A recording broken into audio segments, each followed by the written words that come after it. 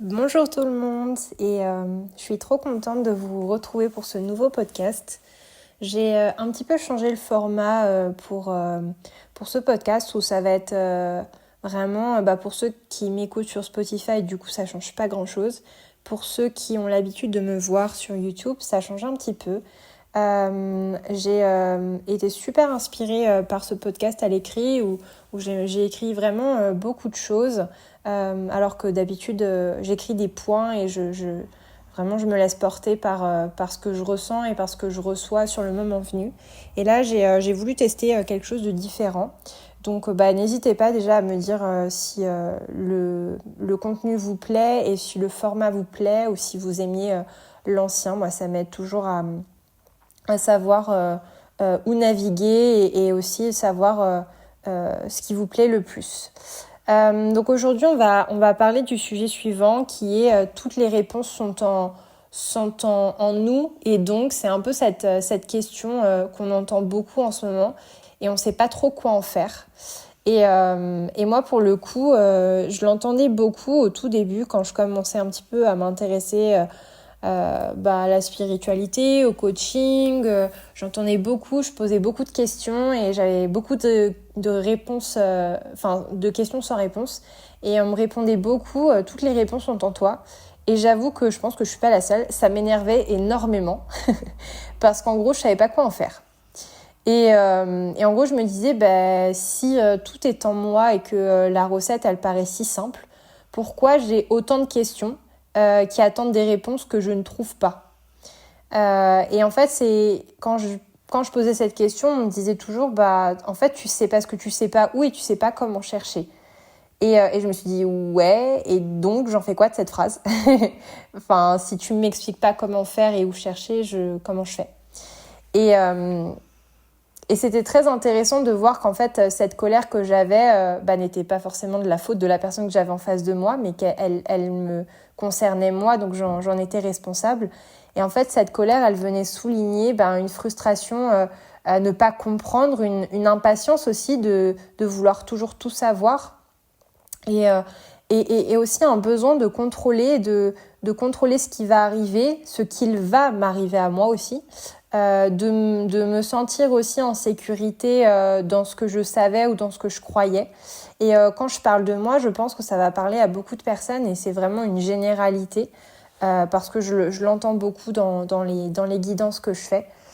Et ce qui m'énervait aussi surtout, c'était de ne pas être capable de trouver la réponse qui, selon la personne qui me le disait, était forcément en moi. Et je me disais, mais pourtant, je me connais suffisamment, donc pourquoi l'autre, il saurait quelque chose que moi, je ne sais pas sur moi? Et puis, au fur et à mesure de mon apprentissage et de mon évolution, j'ai commencé à me dire, déjà la colère était un peu moins présente au fur et à mesure où je commençais à lâcher prise et à apprendre aussi à faire confiance et à pas forcément à être impatiente, mais à attendre que les choses arrive aussi une fois que j'ai posé l'intention, à pas être dans une sorte de résistance. J'étais moins en colère et j'ai commencé à me dire, et si cette personne avait raison, qu'est-ce que ça voudrait dire en fait?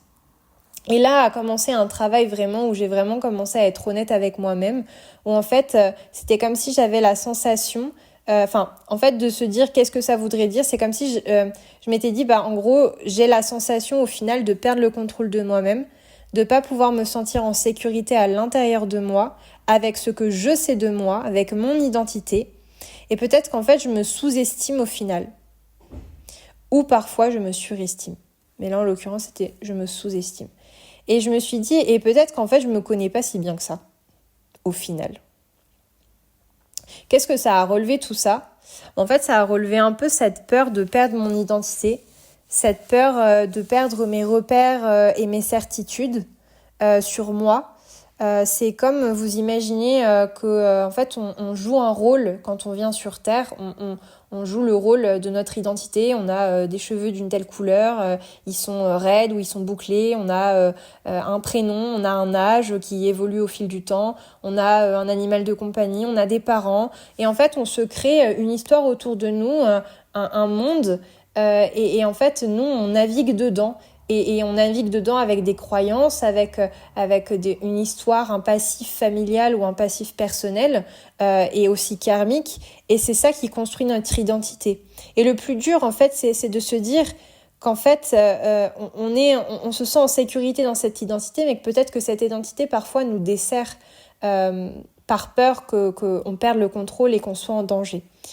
Et donc, peur aussi de perdre, de pas forcément, de perdre mes capacités aussi, et en fait aussi de ce que du coup je pensais être et ce que je pensais représenter. Donc ça, c'est tout ce qui concerne l'identité. Et cette colère aussi, elle venait un peu me dire que en gros, si les réponses sont en moi, alors pourquoi est-ce que je les cache ? Pourquoi je me les cache à moi-même en réalité ? C'est quoi le but ?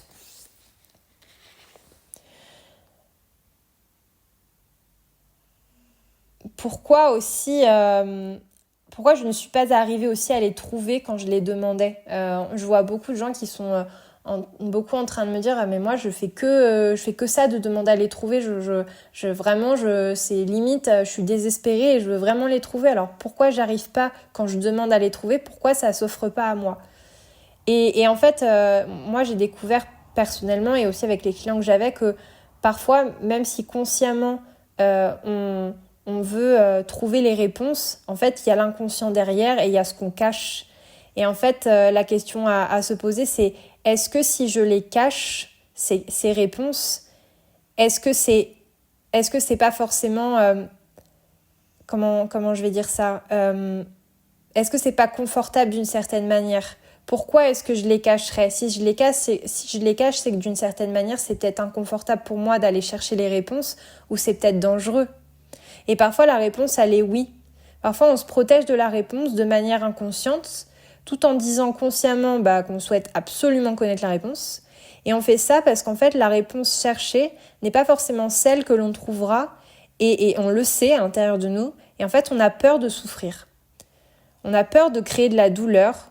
Et je sais pas si je voulais si vous écoutez tous mes autres podcasts, je le répète suffisamment, mais notre cerveau, il connaît uniquement le plaisir et la douleur. En tout cas, le cerveau reptilien, il va faire en sorte de nous éloigner des dangers de mort. Parfois, par exemple, le stress, quand on stresse et quand on angoisse, c'est le cerveau reptilien qui vient un petit peu cligner et dire attention, danger de mort, danger de mort. Donc parfois on se ment à soi-même et on se construit une identité ou un film en fait qui nous maintient confortable, qui nous maintient donc en vie. Et en fait même si c'est inconfortable, par exemple un jour j'avais une cliente et elle vivait une situation qui n'était pas facile. Elle vivait dans une maison limite en camping et elle me disait mais moi j'ai qu'une envie, c'est de vivre bien dans ma maison, etc. Mais j'ai que des problèmes avec les ouvriers, avec les travaux, etc. Et en fait on creuse et en fait on s'est rendu compte que ok c'était inconfortable pour elle, mais d'une certaine manière c'était confortable parce qu'elle n'avait pas forcément envie d'aller creuser ou d'aller regarder ce qui se passe en elle. C'est-à-dire que on dit souvent que notre monde extérieur reflète notre monde intérieur et si cette maison était en chantier et où il y avait beaucoup de résistance, alors peut-être qu'à l'intérieur d'elle il y avait certaines résistances et certains chantiers à aller regarder et est-ce qu'elle était prête à regarder ça ? Et en fait au début quand je lui ai posé la question, elle a eu un moment de retrait, elle m'a dit franchement je sais pas, j'ai peur d'aller regarder tout ça et j'ai peur d'aller regarder ce chantier, j'ai peur de voir ce qui s'y trouve. Et du moment où elle a commencé à être consciente là-dessus et à me dire ok j'ai peur mais je te fais confiance, on y va, et bien 2 semaines plus tard elle m'a dit Amandine c'est incroyable, les ouvriers alors que je fais que de les harceler, j'ai arrêté de leur envoyer un message et là ils sont venus et ça fait 2 semaines qu'ils travaillent tous les jours non-stop, donc ma maison avance. Donc en fait du moment où elle a arrêté d'être en résistance dans sa vie extérieure, on va dire sa vie normale, et donc à l'intérieur d'elle, en fait tout s'est reflété dans sa vie à l'extérieur. Donc en gros voilà, parfois on est confortable dans notre inconfort parce qu'en fait on est en sécurité et on connaît l'histoire qu'on se raconte. C'est comme quand j'avais une formatrice elle est géniale, elles étaient deux même. Et souvent, elle me demandait, la première fois que j'ai eu mon entretien avec elle, elles m'ont sorti une phrase qui m'a marquée et elles m'ont dit, je parlais et je parlais de quelque chose et elle me disait, est-ce que c'est pas l'histoire que tu te racontes? Et j'ai trouvé cette phrase tellement magique, déjà dit d'une manière très douce, et j'ai trouvé cette phrase tellement magique parce qu'en fait, ça a complètement déconstruit comment on va dire, ma position de je suis sûre de moi. Et ça m'a amené à vraiment me poser des questions et à vraiment venir gratter un peu à côté de l'ego de est-ce que c'est pas vraiment l'histoire que tu te racontes pour que en gros les gens t'aiment ou tu te sentes pas rejeté. Et la réponse était clairement c'était une histoire que je me racontais et grâce à elle j'ai pu aller creuser et aller chercher la réponse. Mais parfois on se plaint et on peut se poser dans des situations de victime. Mais si on est vraiment honnête avec nous, les solutions, on sait comment les faire. Et si on met pas en place des solutions dans notre vie parce qu'on se dit qu'on les trouve pas, c'est pas vraiment parce qu'on les trouve pas, c'est parce qu'en fait on a peur d'aller gratter le pourquoi j'arrive pas à trouver les solutions. Et en gros, c'est quoi le vrai problème, c'est quoi l'origine du défi que je suis en train de passer en ce moment. Donc voilà, l'idée ce serait d'aller déconstruire ça. Et en fait, si on se disait ok, je vais aller déconstruire ça, en fait, ça amènerait sûrement de la douleur et de la souffrance émotionnelle. Et donc, bien souvent, on a peur de trouver cette réponse. Comme par exemple, j'ai un autre exemple. J'ai l'exemple de mon papa qui souffre de problèmes d'addiction. Et plusieurs fois, il me dit, je sais que je dois aller creuser, je sais que c'est une conséquence de quelque chose, mais j'ai pas envie, j'ai peur. J'ai peur d'aller regarder, j'ai pas envie de m'y confronter parce que je sens que la souffrance va être énorme. Et c'est respectable dans le sens où il est honnête avec lui. Ensuite, ce n'est que son choix. Mais c'est respectable dans le sens où toute sa vie, il a souvent pas forcément regardé ses problèmes d'addiction en se disant que c'était normal. Et là, il y a un petit peu de progrès en se disant « Ok, j'ai des problèmes d'addiction, mais j'ai pas trop envie d'aller regarder pourquoi j'ai ces problèmes parce que je sais que derrière, il y a de la douleur. » Mais au moins, c'est honnête. Donc voilà, c'est inconfortable pour lui, il souffre, mais ce serait beaucoup plus inconfortable pour lui parce que c'est l'inconnu et ça, pour lui, ça demanderait beaucoup plus de douleur s'il allait creuser vers pourquoi en fait, pourquoi t'as cette addiction en réalité. Et là où il y a le switch, c'est quand on comprend que la douleur, la conséquence à ce qu'on est en train de faire sera beaucoup plus douloureuse que l'inconfort dans lequel on est aujourd'hui. Exemple, je suis addict à quelque chose, à la boisson ou à la drogue. La conséquence, c'est que, ok, je peux mourir, mais la conséquence, c'est, regarde l'exemple que tu donnes à tes enfants. Tu donnes un exemple d'addiction à tes enfants, tu donnes un exemple que tu peux pas résoudre tes problèmes sans aller t'évader ailleurs. Ça veut dire que potentiellement... peut-être que quand moi j'aurai des enfants, je voudrais pas forcément que mon père soit en relation avec mes enfants. En fait, il y a plusieurs conséquences qui ne nous impactent pas que nous, mais qui impactent aussi les gens autour de nous. Et c'est ça qui, en règle générale, fait la différence et fait le switch. C'est la valeur de contribution. C'est en gros, quelle est la conséquence par rapport à ceux que j'aime autour de moi. Et puis parfois, on est prêt. Mais on ne sait pas vraiment et réellement comment chercher parce que aujourd'hui on est dans une société qui ne montre pas vraiment cela. Ça fait pas forcément partie de notre apprentissage de chercher en nous. On est en apprenant que toutes les réponses elles sont à l'extérieur, que ce soit chez nos parents, chez nos grands-parents, à l'école, sur les réseaux sociaux, sur internet. Quand on se pose une question, on va sur ChatGPT ou quand on est enfant, on demande à nos parents. Ou alors, ça peut être aussi les professionnels de la santé, les médicaments. En gros, on va tout de suite se dire, j'ai un problème, il faut que j'aille demander la solution à quelqu'un d'autre. Et à aucun moment, en fait, on cherche les réponses à l'intérieur de nous. À aucun moment, on prend le temps de se poser et de vraiment se poser la question et de se demander, en gros, c'est quoi la réponse à ma question et en gros, quelle est, par rapport à ce doute, quelle est la solution ? Parce que vous demandiez à Pierre-Paul Jacques, à Google ou même à un professionnel qui peut vous aider et vous orienter, mais en aucun cas cette personne elle peut vous dire ce qui est bon pour vous parce qu'il n'y a que vous qui le savez. Il y a vous parce que vous êtes né justement pour savoir Et vous êtes né avec une sorte de boussole intérieure que personne ne peut déchiffrer. Donc au final, il n'y a que vous qui puissiez savoir. Donc c'est à nous de creuser. Ce qui nous amène à la finalité de ce podcast sur en gros comment faire concrètement. Et je pense que je dirais la première étape, c'est un résumé de ce que j'ai dit avant, c'est-à-dire en gros de se demander personnellement pourquoi on ne trouve pas la réponse. Ça peut en gros cacher une peur et rejoindre ce que je vous ai dit avant, comme ça peut être aussi autre chose. Et en gros, l'intérêt de se poser cette question, c'est que généralement la réponse est « je sais pas ». C'est-à-dire pourquoi en gros j'arrive pas à trouver les réponses en moi. Et en règle générale, on dit je sais pas et si je saurais, j'aurais répondu. Et du coup, par rapport à je sais pas, se demander pourquoi on ne sait pas. Est-ce que c'est parce que on passe pas assez de temps seul et qu'on n'a pas appris suffisamment à nous connaître et aussi à nous faire confiance? Est-ce qu'on n'a pas les clés vraiment concrètes sur ok, comment je peux faire pour passer du temps seul et pour me poser des vraies questions? Ou est-ce que ça cache, comme je disais avant, une peur? Il arrive aussi qu'on soit bloqué sur un challenge ou sur un défi dans notre vie avec la sensation parfois d'être perdu ou même si on veut en fait avancer. Parfois c'est une question aussi de temps. Parfois on veut, en fait on a appris une leçon qu'on est en train... en fait si vous voulez c'est comme si on n'avait pas encore fini d'apprendre une leçon qu'on est en train d'apprendre et on veut déjà passer à la suite. Alors qu'en réalité, on n'est pas forcément prêt pour la suite, parce qu'il faut terminer la leçon. Donc parfois, c'est une question de facteur temps et d'apprentissage. Parce que la plupart du temps, quand on apprend une leçon, la finalité, si vous avez...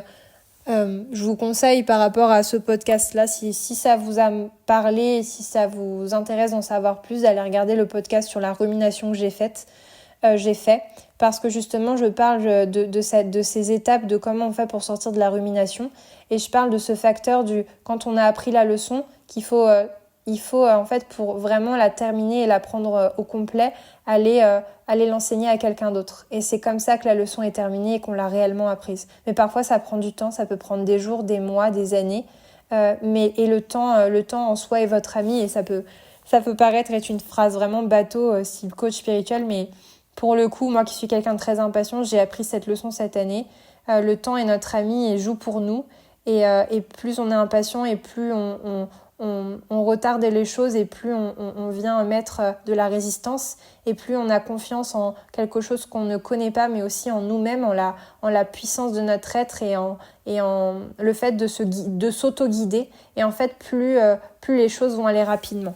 Plus on lâche prise et plus on accepte aussi de voir ce qu'il y a à venir guérir chez nous et aussi à accepter les défauts que parfois on n'a pas forcément envie d'accepter qui font aussi partie de nous. On n'est pas venu sur Terre pour finir notre vie et être parfait, loin de là. Mais on est juste venu pour accepter et pour vivre l'unité, que ce soit dans les défauts qu'on a et les qualités, l'unité avec les autres, la fraternité, l'amour, et c'est ça l'unité. C'est tout en un. Il arrive aussi parfois qu'on ne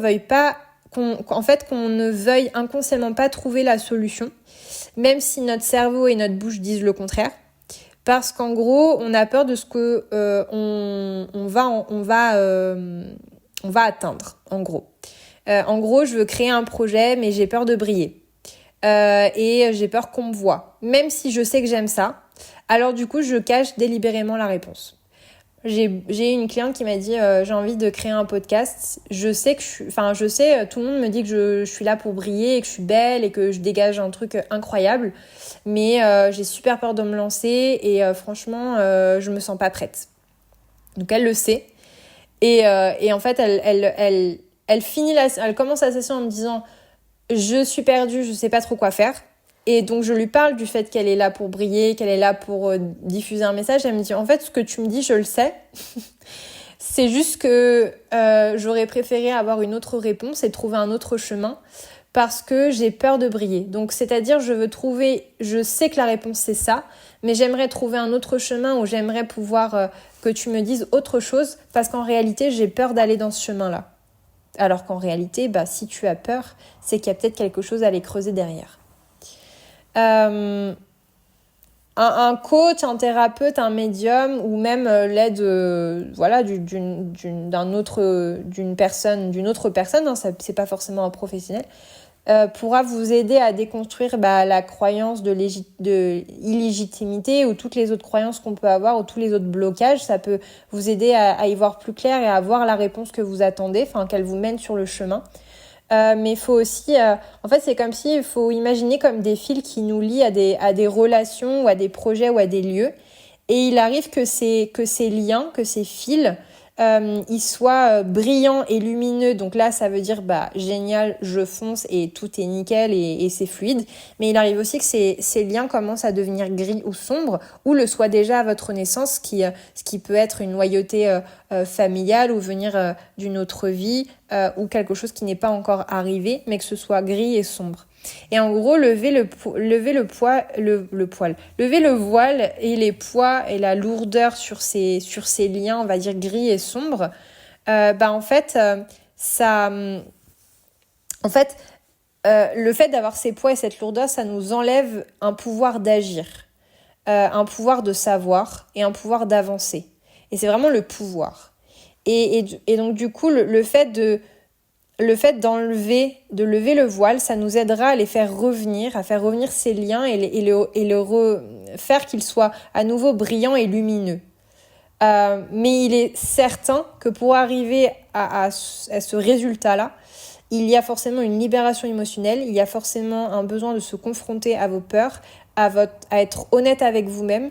Et parfois, ça peut être un peu inconfortable. Ça ne veut pas forcément dire qu'il y a forcément beaucoup de souffrance et que ça va être lourd et que ça va être difficile, mais ça peut être juste inconfortable parce que ça vient casser vos croyances et ça vient casser l'identité que vous aviez. Mais c'est nécessaire, selon moi. Il y a donc une étude du pourquoi à faire en amont. Et puis, tout en faisant ça, vous pouvez aussi, en tout cas moi je vous encourage à faire ça, utiliser certaines techniques disponibles pour tous, pour écouter cette petite voix intérieure qui sait tout, cette boussole que vous avez en vous. En gros, plus vous apprendrez à faire la différence entre votre ressenti, votre intuition, qui est connectée à votre cœur et qui est cette boussole et qui sait tout et qui sait où vous guider, et la différence aussi avec votre mental, faire la différence entre les deux, et plus en fait vous pourrez vraiment vivre cette phrase de « les réponses sont en moi ». Alors, je vais juste vous donner quelques pistes sur comment faire concrètement. Ce que vous pouvez faire, déjà la première chose pour moi, c'est la méditation. C'est-à-dire que, alors il y a des méditations guidées, ça peut être très inconfortable au début parce que vous pouvez aussi avoir des croyances limitantes sur la méditation et sur ce que c'est. La méditation, c'est pas arrêter de penser, mais c'est focaliser en gros sur vos rêves. Vous pouvez aussi appeler ça visualisation. En fait, ça va être un moment que vous allez prendre pour vous observer. Observez vos pensées, observez vos rêves, observez sur quoi vous focalisez. Est-ce qu'il y a des mots sur lesquels vous focalisez? Est-ce qu'il y a une situation sur laquelle vous focalisez? Est-ce que ça vous sert? Est-ce que ça vous dessert?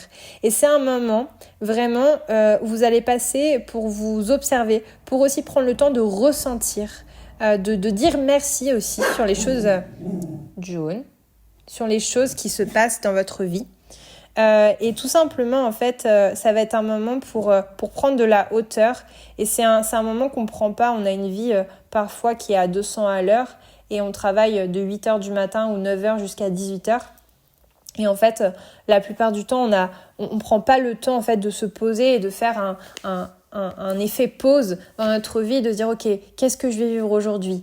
De vraiment poser l'intention et d'être maître de notre corps, de nos émotions, de notre vie. Et ça, on ne le fait pas, ce qui fait qu'on vit sur pilote automatique et que du coup, on n'est pas à l'écoute de notre corps, pas à l'écoute de nos émotions et donc pas du tout à l'écoute de ses ressentis. Donc moi, je vais vous inviter vraiment à mettre en place plus de temps de méditation. Ça peut être 5 minutes, 10 minutes. Mettez un petit temps tous les jours. L'idée, c'est de le faire vraiment régulièrement parce que c'est ce qui va faire que vous allez développer vos capacités. Et ça peut être, par exemple, les 2 premiers mois, ça peut être difficile, le temps que le cerveau puisse créer cette nouvelle habitude et qu'ensuite ça devient un besoin, une habitude, limite une addiction, et que vous puissiez voir au fil du temps les bénéfices. Donc vraiment, je vous invite à méditer. Et vous allez voir qu'au fur et à mesure de la méditation, vous allez commencer à entendre des choses, à avoir des images comme des flashs, à ressentir des choses physiquement, à être beaucoup plus connecté à vos sens en réalité. Et c'est ça en fait, écouter la réponse qui est en nous, c'est pas forcément écouter une réponse claire et nette, mais des fois c'est juste l'effet de savoir, juste je sais. Ou c'est l'histoire de voir quelque chose, avoir un flash. Par exemple, il y a quelques mois, j'étais très intéressée par tout ce qui est énergétique et par le fait d'aider les gens à guérir. Et en fait, dans des méditations que j'ai faites, j'ai commencé à avoir des flashs qui m'ont mené petit à petit à du chamanisme ou à des soins énergétiques et à des personnes. Et en fait, tout ça, c'est des flashs que j'ai eus, c'est des images que j'ai eues qui m'ont mené à un autre chemin. Parfois, la réponse, elle n'est pas forcément claire et nette, mais elle vous emmène sur un autre chemin pour que vous puissiez découvrir et avoir la réponse à votre question. Mais encore une fois, il y a le facteur temps qui vient aussi dessus. Et parfois, la réponse qu'on veut obtenir, on n'est pas forcément, encore une fois, prêt à l'obtenir. Donc, vous emmenez vous-même, vos guides, l'univers, ce que vous voulez, sur ce chemin à votre rythme. Ensuite, il y a aussi l'écriture. Moi, je vous dirais, commencez par la méditation et ensuite, une fois que la méditation est fluide, faites l'écriture. Mais si vous sentez, encore une fois, que l'écriture passe mieux que la méditation, alors faites de l'écriture. S'il n'y a pas de règles, il n'y a pas de process à suivre, faites juste en fonction de comment vous le sentez.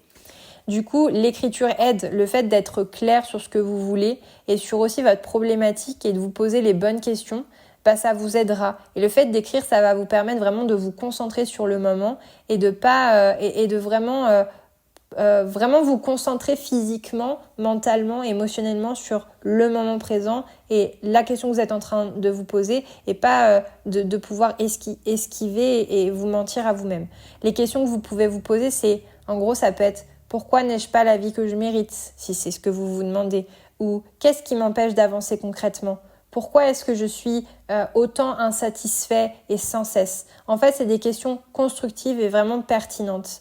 Et là, vous pourrez trouver vraiment la réponse à votre question.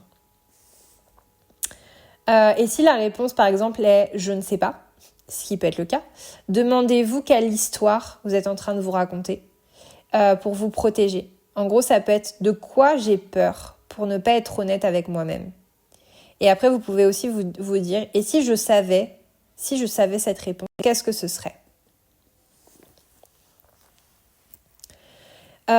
Et la dernière aussi astuce que je voulais vous donner, c'était l'astuce du heart touch. J'ai fait un podcast là-dessus. Je vais pas vous décrire exactement ce que c'est le heart touch, mais c'est un dérivé de la méditation et c'est une technique qui a eu un prix Nobel de sciences. Donc je vous invite à aller regarder le podcast que j'ai fait là-dessus et il y a une méditation d'ailleurs si vous voulez le faire. Et en fait, c'est une technique qui va vraiment nous aider à nous connecter à notre cœur physiquement, concrètement.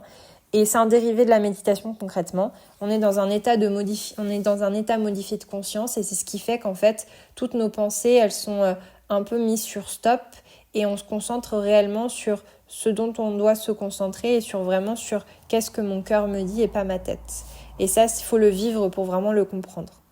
Et il y avait aussi les animaux. Je sais que ça peut paraître très très bête, mais les animaux, ils n'ont pas du tout la même vibration que nous et ils n'ont pas du tout les mêmes fréquences que nous. Ouais, ils vont être beaucoup sur les ondes alpha, qui est un peu l'état un peu de sommeil qu'on est. On est un peu dans le gaz quand on se lève ou quand on va presque s'endormir. Et en fait, les animaux, ils ont ces ondes-là. Donc, le plus possible, si vous pouvez passer du temps en nature avec les animaux, en fait, les animaux ont ce pouvoir. Donc, c'est comme une méditation. Et ils ont le pouvoir, en fait, de nous aider et de nous calmer, nos ondes et nos fréquences et de rentrer dans cet état modifié de conscience qui est vraiment pour moi, et c'est comme ça que vous rentrez en méditation aussi, en état modifié de conscience. Et d'ailleurs, quand je fais des lectures d'âme, je passe toujours par cette phase. Alors, je peux le faire sans, mais je passe souvent par cette phase parce que j'ai besoin d'être dans cet état un peu d'entre-deux pour pouvoir vraiment tout capter toutes les fréquences. Et c'est comme ça qu'en fait, vous entendrez vraiment cette réponse en vous, enfin, la réponse qui est en vous, c'est dans cet état-là. Et les animaux, ils peuvent vous aider à ça. Donc, il n'y a pas vraiment de protocole, hein, c'est juste passer du temps avec les animaux, les câliner, et juste les observer et apprendre d'eux. Et en règle générale, vous ressortez de là. Quand, par exemple, vous allez faire un petit tour à la mer, vous vous sentez mieux, vous vous sentez plus apaisé. Et en règle générale, quand vous marchez à la mer ou quand vous mettez votre corps en mouvement, il y a souvent des réponses qui vous viennent. Et ben c'est parce qu'en fait, la fréquence du lieu et vous permet de vous mettre sur cette même fréquence et du coup être dans cet état modifié de conscience. Voilà, je pense que je vous ai tout dit en tout cas par rapport aux intuitions que j'avais, aux ressentis et par rapport à mon vécu. Merci encore pour votre écoute, merci encore pour votre confiance et votre temps. Je reviendrai prochain podcast, je crois que c'est sur la communication interpersonnelle. Ce sera sous forme d'interview, donc super intéressant, super dynamique aussi. Format complètement différent. J'espère que ça vous a plu, j'espère que le prochain podcast vous plaira aussi. N'hésitez pas à revenir vers moi sur Insta ou en commentaire si vous avez besoin aussi de pouvoir vous exprimer sur s'il y a des choses qui vous ont parlé.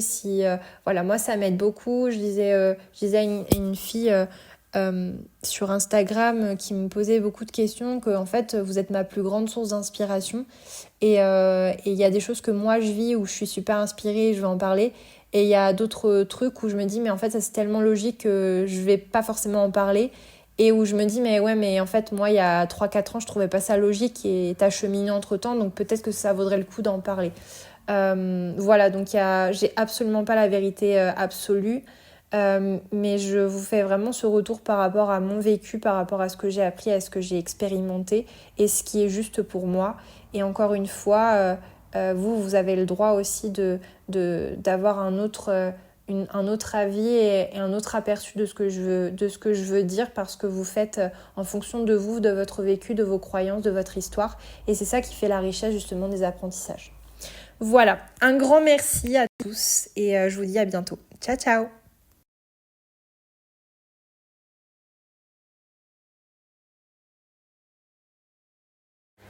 Olá! E volto para um novo podcast sobre as respostas que às vezes nós podemos ter em nós. E pronto, vai ser um podcast um bocadinho diferente dos meus últimos podcasts, porque normalmente estou sempre a me filmar e depois estou a escrever os pontos gerais que eu quero, por exemplo, desenvolver, mas depois está tudo a fluir e não preparo muito os meus podcasts. E pronto, queria fazer de uma maneira um bocadinho diferente desta vez, onde eu comecei a ter mais, como é que vou dizer assim, inspiração de uma maneira escrita, e comecei a escrever então o podcast. Então vai ser mais fácil fazer assim, e depois não hesitem também em dizer qual é o melhor para vocês, se preferem me ver ou se preferem assim fazer sem me ver. Por isso gosto muito dos retornos das pessoas, do feedback, porque é assim que eu também avanço. Vocês são a minha melhor inspiração.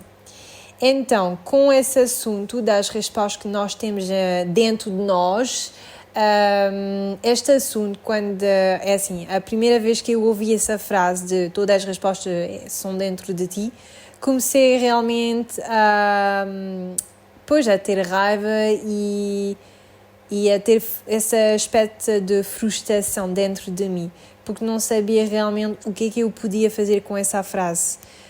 Porque se realmente tudo está dentro de mim e se imaginamos a receita parece tão simples, então porque é que eu tenho tanta pergunta que estou depois à espera das respostas e que não encontro?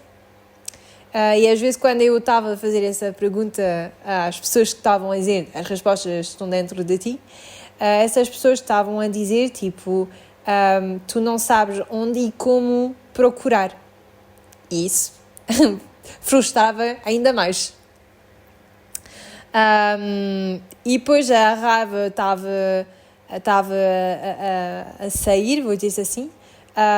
Mas quando há raiva, hoje em dia sei, mas é só para vos dizer que normalmente depende de cada caso, claro que sim, mas a raiva, quando ela está a vir, está mesmo a mostrar uma espécie de frustração a não compreender, uma espécie de impaciência, a saber tudo, mesmo uma necessidade de controlar o que vai acontecer na nossa vida, de nos sentir também em segurança nas coisas que nós pensamos ou sabemos, para nós ou para os outros, ok?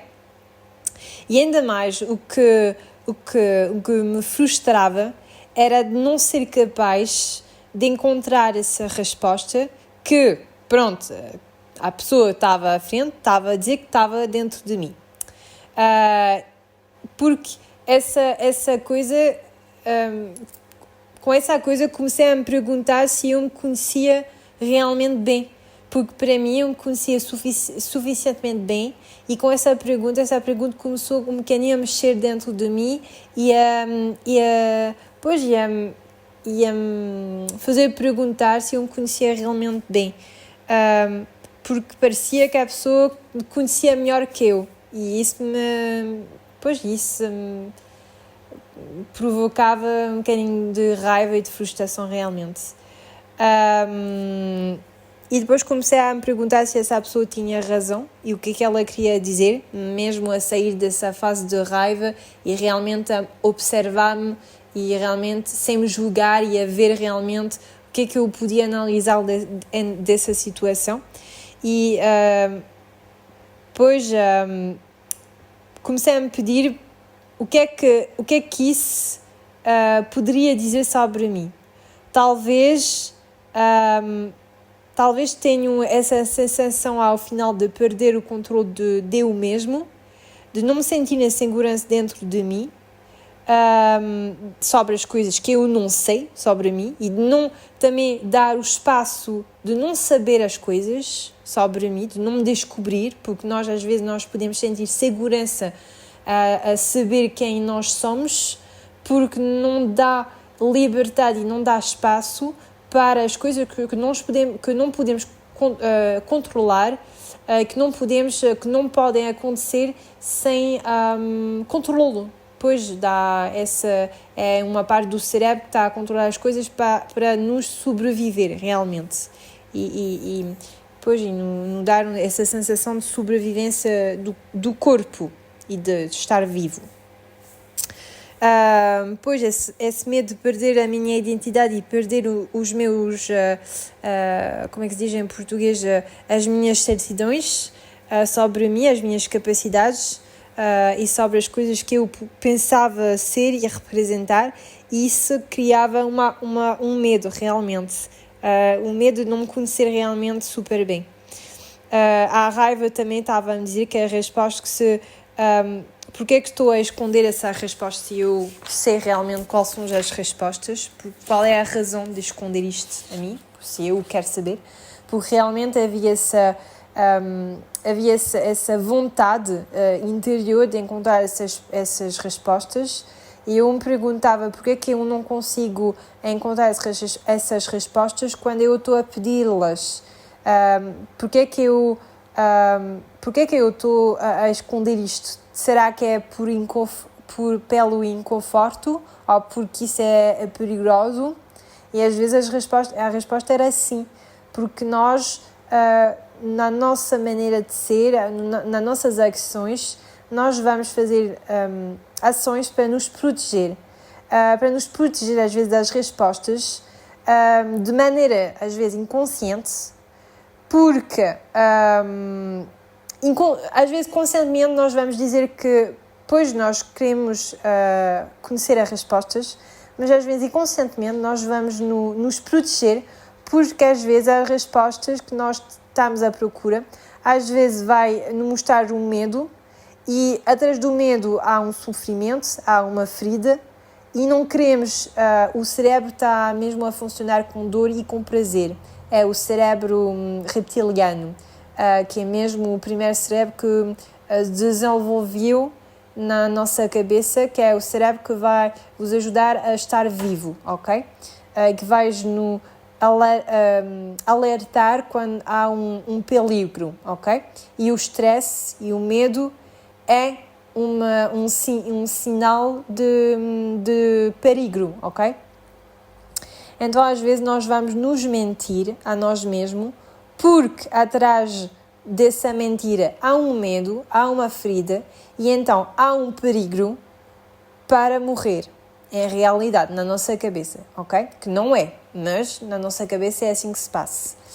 Então nós vamos também nos construir na identidade também para nos proteger, um filme que está um bocadinho confortável, que está, pois, nós estamos em vida, em vida com essa imagem, e mesmo se às vezes a situação é inconfortável, às vezes nós podemos nos sentir confortável nessa história, porque, como é que vou dizer assim, às vezes nós não estamos prontos para ver certos sofrimentos, certas feridas, porque mesmo se a situação é inconfortável, por exemplo, pode ser não estar bem numa relação com alguém, mas ao mesmo tempo ter medo de ver que talvez essa pessoa não é a boa pessoa para nós no momento, ou talvez ir ver o sofrimento ligado com a família e que depois não queremos ver porque vai nos conectar com sofrimento e com dor e não queremos ir ver isto. Pois vai mostrar uma doença emocional, ok?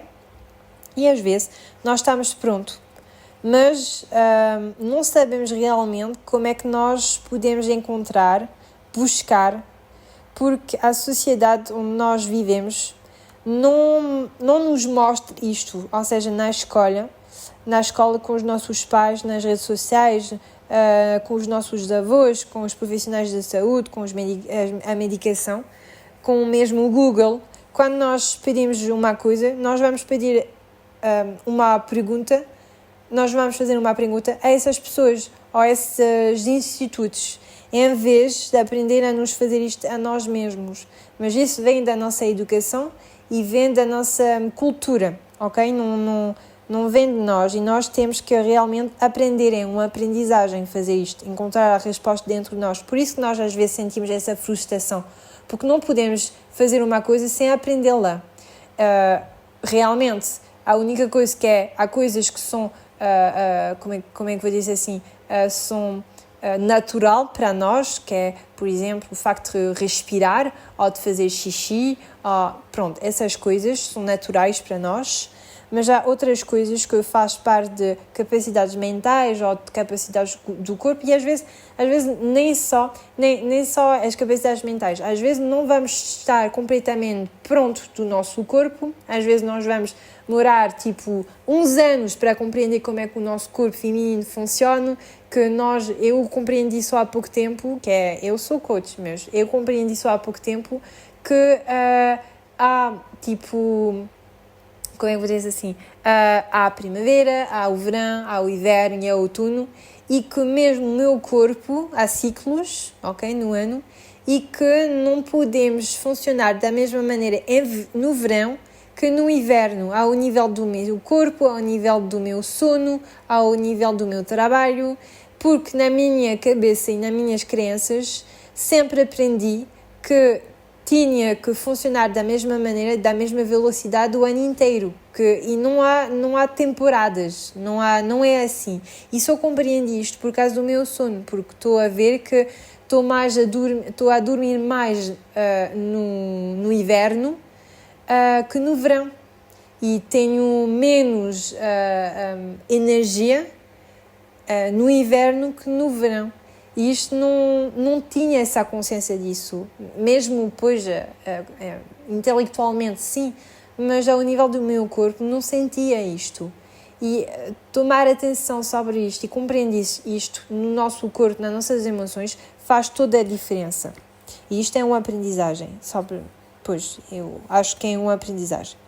Então, concretamente, como é que nós podemos fazer? Acho que a primeira etapa é o que já disse, ou seja, é se perguntar pessoalmente porque é que não podemos encontrar essa resposta. Às vezes vai ser sobre os medos, às vezes vai ser sobre, tipo, a aprendizagem. Eu vou-vos dar depois as chaves para aprender a encontrar as respostas e vos pedir mais perguntas e receber as respostas para isso. Às vezes, quando nós vamos nos fazer perguntas tipo porquê é que eu não consigo encontrar realmente as respostas, às vezes a resposta vai ser não sei, e então seria super fixe trabalhar sobre esse não sei e vos perguntar porquê é que não sabem, ok? Porque em realidade não temos muito tempo para isto, ou seja, não vamos priorizar tempos no nosso dia-a-dia para fazer meditação ou para nos conectar ao nosso corpo conscientemente ou para aprender a ter confiança em nós. E a confiança vem quando nós compreendemos realmente como é que o nosso corpo funciona, como é que as nossas emoções funcionam, como é que o nosso cérebro funciona, e isto leva tempo, isto leva aprendizagem, e sem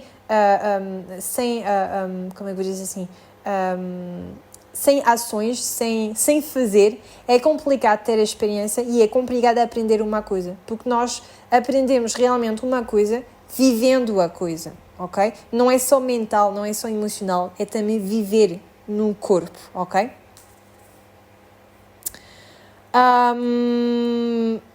Pronto, também pode ser com a ajuda de um profissional, de um coach, pronto, mas não vou falar disso porque realmente a ideia desse podcast é vos ajudar a encontrar as respostas sozinhos, ok? Mas se não encontraram, então podem pedir a um médium, a um coach, a uma pessoa que faz terapia, a uma pessoa que pode também vos ajudar, a vossos amigos, as pessoas que podem vos ajudar a desconstruir às vezes as crenças que vocês têm e encontrar, ver as respostas que você estou à espera, ok?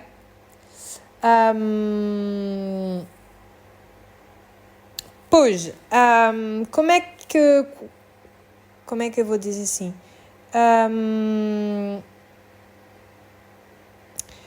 Pois também o facto de encontrar as respostas dentro de vós vai vos ajudar a saber qual é a diferença entre a vossa intuição, os vossos sentidos e o vosso mental. E vos ajudar a vos conectar ao coração, que sabe tudo e que sabe onde vocês vão e qual é o caminho a seguir, sem realmente, esse aspecto de sei que é realmente isto. Em vez do mental, que o mental é mesmo aqui para vos proteger, que é o que eu dizia antes, que é quando vocês vão ter uma intuição, depois regularmente o mental vai mesmo estar depois a dizer tipo, não, esquece, não é uma boa ideia, porque atrás disso há um medo de sofrer, há um medo de não viver e de morrer, realmente é isto. E então o facto de fazer a diferença vai vos ajudar a seguir mais a vossa intuição e de compreender qual é a intuição que vai vos mostrar o caminho e qual é o mental que está aqui para vos assegurar, ok? Então, como é que vocês podem fazer? As chaves. A primeira chave para mim... Então, todas as coisas que eu vou dizer hoje não é a seguir, ou seja, não é ponto para ponto, ok? Podem escolher uma coisa e não fazer a outra, ou podem escolher tudo, mas não é a seguir, ok? Então, para mim, a primeira coisa que me ajudou era o facto de escrever. O facto de escrever é uma espécie de meditação, porque vocês vão, num momento especial, ter o tempo de esclarecer o que vocês querem, a vossa problemática e vos fazer as perguntas certas, construtivas e pertinentes. Por exemplo, pode ser, porquê é que não tenho a vida que eu mereço? Tem que ser perguntas onde não há sim ou não para responder, ok? Tem que ser perguntas abertas e com alta consciência, ok? Segunda pergunta pode ser tipo, o que é que está no meu caminho? Porquê é que não consigo avançar concretamente? O que é que bloqueia, ok? A terceira pergunta pode ser, por exemplo, Porque é que estou sempre insatisfeito, ok? Ou insatisfeita. Pois, essas perguntas. E depois, realmente, quando nós começamos a fazer essas perguntas, às vezes a resposta a seguir é não sei. E então, é vos perguntar qual é a história que vocês estão a vos contar para vos proteger de não sei. Porque, na realidade, sabemos tudo. É só vos perguntar, ok, atrás desse não sei, qual é o meu medo? Atrás dessa pergunta. Qual é, atrás dessa resposta, peço desculpa. Porque é que eu quero me proteger de quem ou de quem, ok? E ter mais honestidade com vocês mesmos sobre essas respostas. E também podem vos perguntar depois desse não sei, e se soubesse, quais seriam as respostas? As respostas ou a resposta, ok? Depois podem usar a meditação. A meditação realmente é uma espécie de visualização e não é só esquecer os nossos pensamentos, que é completamente o contrário, mas é ter o tempo de observar os nossos pensamentos, os nossos sonhos, as nossas emoções e também tomar conta do nosso corpo.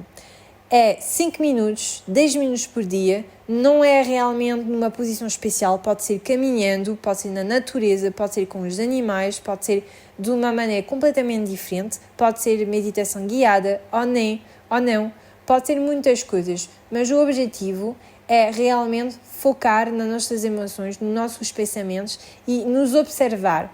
Por exemplo, podem ter um desafio atual e os vossos pensamentos vão estar realmente mesmo nesse desafio. Pode ter um desafio com um relacionamento amoroso, ok? Ou seja, vocês vão focar nesse desafio e talvez vocês vão sempre vos dizer as mesmas palavras que não vai vos ajudar a vos sentir bem ou não vai vos ajudar a encontrar a solução. E o facto de ter a consciência disso vai poder vos ajudar a sair dessa noção, dessa emoção super pesada de não consigo encontrar a solução e não ter o controle da minha vida, e vocês vão sair dessa identidade criada para depois encontrar a solução mais rapidamente e mais facilmente, porque tudo isso vem do mental, ok? Então, se vocês não sabem, podem procurar meditação guiada no net, que é grátis. Também fiz muitas visualizações nos meus podcasts e também umas meditações. Por exemplo, estou a pensar no Heart Touch. Já fiz um podcast sobre a ruminação, o facto de ruminar sempre pensar demais, e também fiz um podcast sobre o Heart Touch, que é a técnica para ouvir o nosso coração e realmente saber que quando nós, por exemplo, temos um escolho para fazer, qual é o escolho que nós vamos fazer, em vez de sempre ruminar e pensar mais sobre esse desafio, sobre a escolha, é escolher rapidamente. Qual é a técnica? E é uma técnica científica, porque ganhou um prémio Nobel sobre essa técnica do Heart Touch. E nesse podcast tenho também ao fim uma meditação para vos ajudar, ok? Então, vocês têm todas as respostas, todas as ajudas para isto, é só saber onde é que procurar. E para mim vem de uma aprendizagem. Ou seja, o facto de meditar só uma vez não vai ajudar. Talvez vocês vão precisar de um mês ou de meditar uma vez por dia durante 2 semanas para já receber as respostas. Mas o que é real é o bem-estar, esse alívio, essa sensação de estou em paz, realmente estou em paz com isto. Ou seja, que seja com o facto de escrever, com a meditação, com o Heart Touch, há muitas outras técnicas que eu, por exemplo, não uso, mas há muitas técnicas. O mais primordial, acho eu, é encontrar uma técnica onde o vosso corpo, as vossas emoções e o vosso mental vão estar em sinergia para depois vos ajudar a fazer a obter mais clareza sobre o vosso desafio do momento. Pronto, era mais ou menos o que eu queria dizer sobre esse podcast e espero que gostaram.